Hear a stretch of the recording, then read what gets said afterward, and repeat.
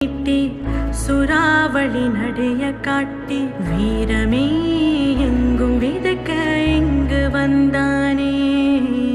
கொஞ்சமே நாங்க சிரிக்க பங்கு தந்தானே. ஆகாச முகில கூட்டி புலோகு முழுசு ஓட்டி மின்னலா இன்னல் தனிக்க தயவு செஞ்ச